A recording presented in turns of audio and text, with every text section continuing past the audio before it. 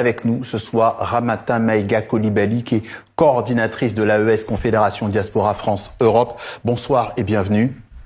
D'abord, une première réaction à cette prise du camp de Tessalit par le FLA. Après Kidal, l'armée régulière recule encore. Est-ce que ça vous inquiète? Bonsoir, monsieur. Bonsoir de m'avoir invité.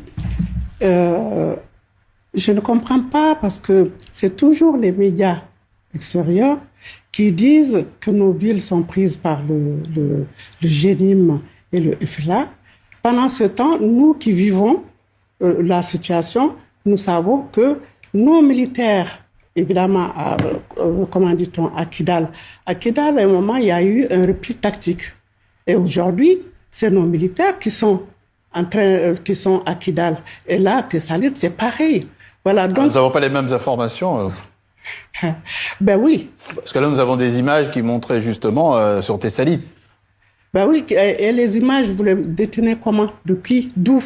Est-ce que vous avez demandé, vous avez pris ces images-là sur le tas vous-même?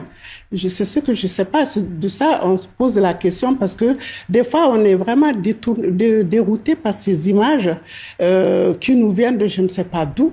Mais bon, quoi qu'il en soit, si la ville de Tessalit est prise, ouais, nos militaires sont là et qui se battent comme des lions contre des djihadistes qui viennent de tous les côtés. Le FLA, c'est qui? Le FLA, c'est le MNLA. Le GNIM, c'est quoi? C'est aussi des terroristes. Et le FLA, c'est pareil.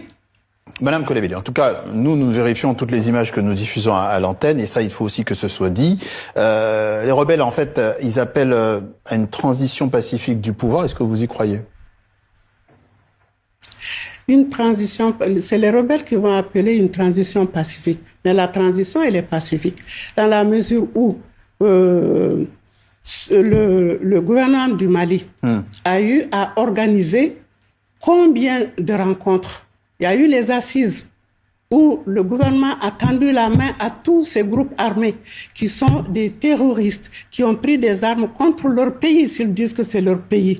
Mais ceux dont c'est leur pays, le Mali est leur pays. Ces gens-là, ces Touaregs-là, sont avec la transition aujourd'hui.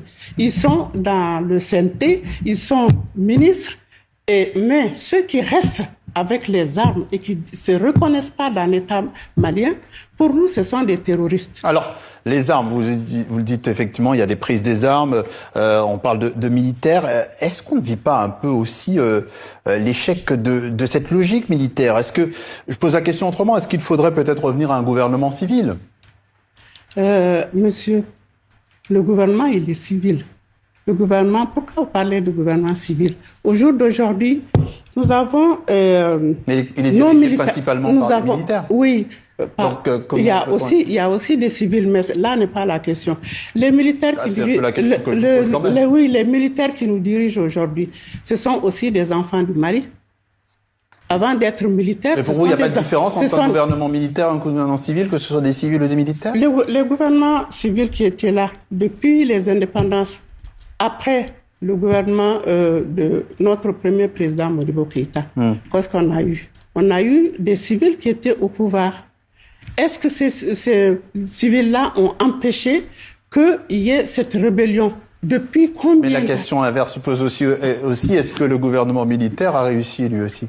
Lorsque le gouvernement militaire est arrivé, pour le Mali était rouge, jaune-rouge. Et pourtant, on avait la communauté internationale qui était là pour nous aider. Mais c'est la même communauté internationale qui a mis toute la carte du Mali en rouge. Au jour d'aujourd'hui, nous avons nos militaires qui sont là, ont recouvré au moins 80% du territoire. Oui. Vous-même, vous considérez quoi, comme une militaire ou comme une civile? Moi, je me considère comme un Malien qui se bat pour son pays. Pendant très longtemps, nous avons vécu la terreur. Des gens qui nous terrorisent. Nos enfants ne vont pas à l'école. Nos femmes les femmes ne peuvent pas sortir. Au jour d'aujourd'hui, les militaires sont au pouvoir. Gao, moi, je suis du Nord. Je suis de Gao. et ma ville de naissance est au centre des 3 frontières. Demain, donc je sais de quoi je parle. Demain à Paris, vous organisez un rassemblement. Oui. Vous devez remettre un mémorandum, c'est ça, à l'ambassade du Mali, c'est ça? Voilà, tout à fait. Que dit ce mémorandum dans les grandes lignes? Ce mémorandum exprime notre surprise déjà de l'attaque du 25 avril passé par des terroristes que justement les médias mainstream appellent des djihadistes. Si ce sont des djihadistes, ils ne vont pas s'attaquer à une mosquée. Parce que les djihadistes, ils se disent qu'ils font, c'est pour la religion. Et quand ils s'attaquent à une mosquée et tuer les gens dans la mosquée, on les appelle comment?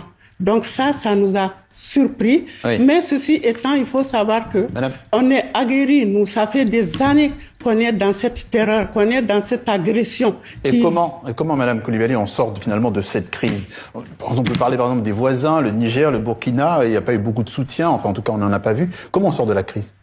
Le Burkina et le Niger ont fait leur soutien.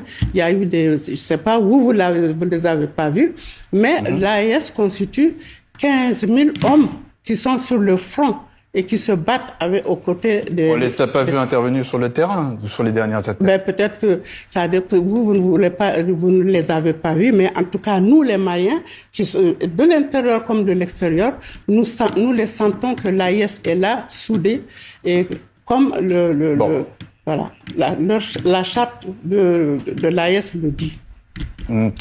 Ramata Maïga Coulibaly, coordinatrice de l'AES, Confédération Diaspora France-Europe. Merci d'être passé par notre journal Afrique sur TV5 Monde. Donc là, demain, le 2 mai, nous appelons toute la diaspora de sortir pour venir soutenir notre on l'a entendu. Merci pays pour venir condamner cet acte ignoble qui s'est passé. On n'a plus le temps, mais je profite parce que c'était très court le temps, mais je profite quand même pour dire que c'est ignoble cet acte-là, que la communauté internationale qui sont là pour dire que voilà, ils sont prêts à parler de ce qui ne va pas au Mali, mais ce qui va au Mali, ils sont pas prêts à parler.